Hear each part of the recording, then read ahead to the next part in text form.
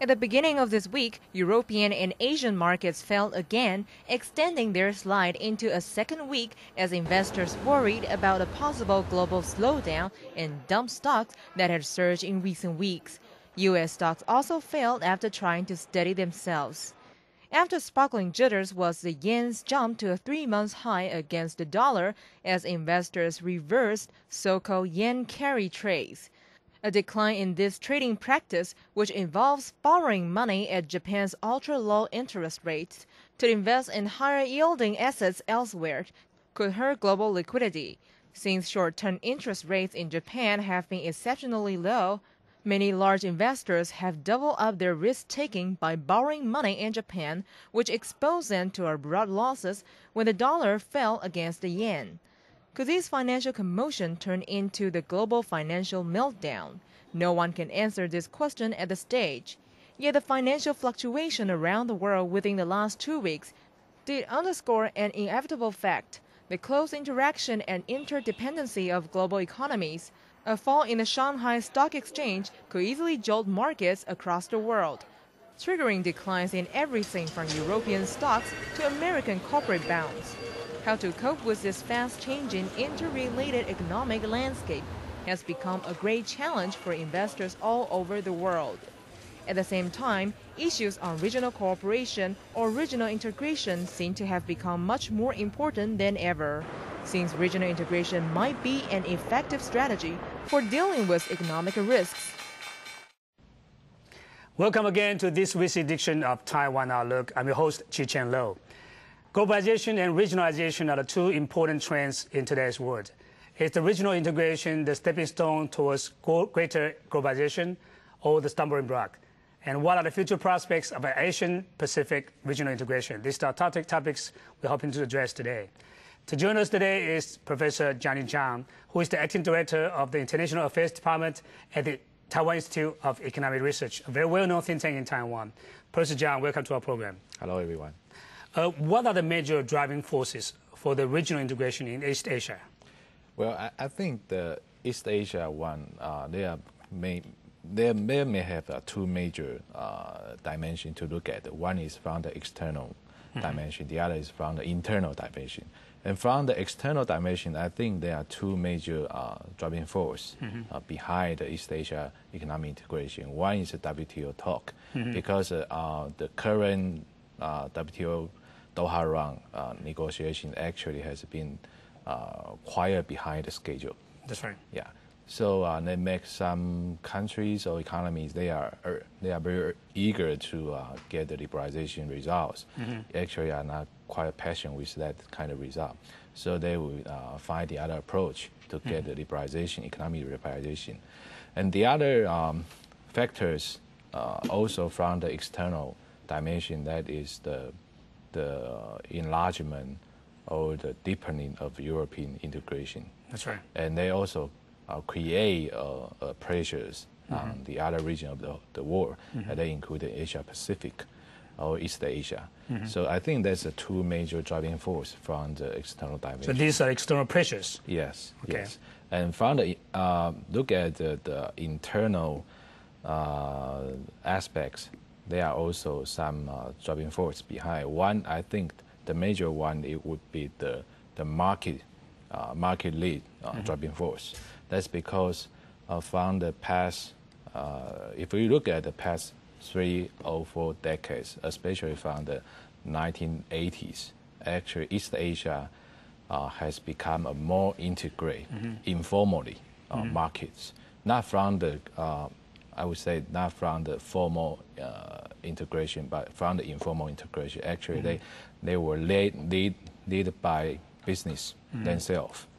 So that kind of integration actually has come to a very good results. And so they make the whole region becomes more interesting in further integration through the intergovernmental organization. Yeah. And the second reasons from the internal side would be I would say that's the East Asia regionalism, or the East Asia identity. The reason for that kind of movement being developed majorly because of the Asia financial crisis. If we look back to the 1997, in that time when the crisis happened, look at the IMF or Western countries, actually they just run away, doing nothing. So they didn't come in to rescue East Asian countries? Well, they did. However, they did the other way. I mean, they did that kind of thing by, some kind of approach. Actually, they make the East Asia country disappointed about their behavior or their approach to rescue them. For example, the IMF actually, they did provide the package to bail out the crisis, for example, Korea or Thailand. However, there's some conditionality or some very restrict condition. So that makes the Asian countries think about themselves. They should unite together, and they have to. They should have more collaborations about like economic integration to handle with the possible or potential crisis in the futures. So I think these are two major factors, and the other one I would say that would be the increasing interdependence among the East Asia countries, especially from the production side. Like you say, the globalization has driven most companies to invest overseas. But in East Asia countries, especially or particularly the rise of China, that becomes a powerhouse for productions. So almost not only East Asia countries, almost every country they investing in China, and China becomes so important, not only for Western countries but also for East Asia countries. So that kind of a situation make the whole East Asia region or the member of this region to understand they should look the region as a region. But it's quite correct to say that these countries are cooperating with each other. Right. But isn't that true that these countries, regional countries, are also competing with each other in some way? Of course. They are not just integrated with each other. They also compete with each other. They compete for market. They compete for lower cost resources. Also, they compete for leadership. Like China and Japan, when the integration, East Asia economic integration start to emerge, we can see China try to become the regional hegemon in terms of political economy, and Japan recently also try to take the leaderships to compete with China. So I would say, well, you are absolutely right. They also compete with China. But will this kind of competition hinder the process of further or greater economic integration among the regional countries? Well, I would say both. From the pro side, actually, this kind of competitive liberalization is good for further economic liberalization and integrations. For example, if we look at the recent development of East Asia economic integration, there are so many FTAs among different countries. For example, ASEAN Plus 1, ASEAN Plus 3, and in the ASEAN Plus 1 track, so far we have ASEAN Plus China, Japan, and ASEAN Plus Korea, and they are all separate. They are all separate track. And why they have this kind of track? Because they compete with each other. Are you saying that they envision different futures or visions of this regional integration? Well, they actually have also the same.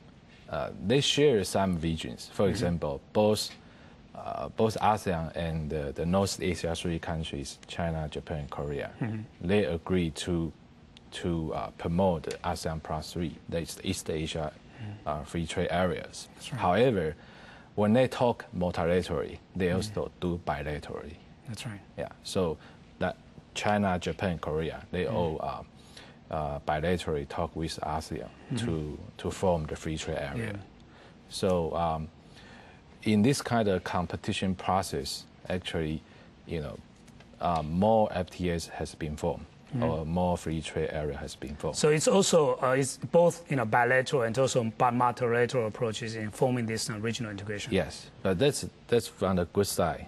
I mean, to liberalize the economy. But from the other angle, if we look at the hinder side, actually, the competition, especially between the China and Japan, the process. I mean, the competition actually hindered the process for further regional economic integrations. But speaking of the leadership, you mentioned Japan and China competing for the leadership. Right. Unlike the European case, you have France and Germany cooperating with each other in co-sharing the leadership. Right. Do you see any possibility for co-sharing of leadership between Japan and China? So far, I don't see any chance in the near future. Why is that? Why is that? Well, I think European case is different from the Asian case. And the reason for Germany and France to cooperate after World War II and to form that kind of community, I would say they have the same enemy. Yeah, they share the same enemy, the same external condition. You mean Soviet Union in the past? Right. Okay. But if you look at China and Japan, they have no common enemy. They even look at each other as enemy. That's right. Yeah, so it's very difficult for them in the short run to see their cooperation in terms of the leaderships.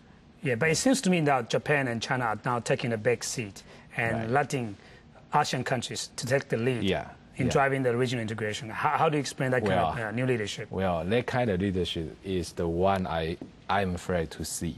Really? Yeah, because if you look at the ASEAN's internal integration, they have the ASEAN Free Trade Area, we call AFTA, That's right. AFTA. And if you look at the performance or the result of the AFTA, I don't think you will agree or you will think that the ASEAN can take the leadership for the whole East Asia. Why? Because the result is not very good. For me, to a certain extent, I would say it's poor. Yeah, but some people look at it seems to be a more promising future for the East Asian, AFTA in general. Well, AFTA, if AFTA itself, I don't think that's a very good free trade area because their economic development, the level of their economic development are very the same. They are all developing countries. That's right. But the good FTA or good free trade area is you have both developed a developing country in the same area. Then you can have something to share, and your trade can be increased mutually. But for those developing countries, actually they just attract the same resources. They actually competing the same resources. Yeah. But how about China plus ASEAN, 10+1? We've been seeing a lot of liberalization going on between these two blocs. How do you explain that? Well, China and ASEAN free trade areas is a very political one. Yeah, that was a very political decision for both China and ASEAN countries. In that free trade area or that free trade agreements, from the content we can see China actually gives a lot to ASEAN countries. Why does China give a lot to ASEAN countries? They try to, get the ASEAN people's mind or their heart. Well, as I said before, China is trying to become the hegemon in the region. And if China wants to become the hegemon in East Asia, the number one allies it need to get is ASEAN countries. And so is this some way to alleviate some sort of China trade concerns and things like that? Yeah, that's also. But how about concrete economic benefits that China can get from the ASEAN +1 free trade area? Well, they did get some. They did get some benefit from the ASEAN +1 free trade area. For example, trade would definitely increase bilaterally. But for ASEAN, I don't think ASEAN can get that much as they expected. Yeah. But how about ASEAN Plus 3, including Japan and yes. South Korea? Will that be, better or architect of the regional integration? Right. I think that if we really want to talk about East Asia in economic integration, I would say ASEAN Plus 3 is the good one. And it's a must for those East Asia countries to pursue. Why is that? Well, you got the China, Japan, Korea, and then you got the rest of the East Asia developing countries. So that's a very perfect, perfect match for the free trade areas. Yeah. And also, there are some studies already be done for the, for examining what would be, who is going to get benefits from the free trade area. And almost every countries, almost the whole ASEAN Plus 3 countries, they get the positive benefit from the free trade area. Yeah, but as we know that in the 1980s, in Japan, you have this kind of flying goose or flying geese theory. Right. Is that a still valid argument now? No, I don't think so. So Japan will not be leading the regional integration, taking the so-called ASEAN Plus 3. Well, the flying geese model or the flying geese theory actually is to explain the, I would say the level of different technology levels. The division labors in the region. Right. But right now, the division of labor or production line is quite horizontal. Yes. So I don't think the flying geese theory can explain the current situations. Okay. But in the current regional economic integration in these regions, I would say actually it's also quite affected by the globalization process, not just the regionalization process. Yeah, I think the rise of China in many aspects have become a very important topic, including the regional integration. So when we come back, we will talk about the rise of China and how will China's rise affect regional economic integration. And let's take a short break. We will be back in a few moments.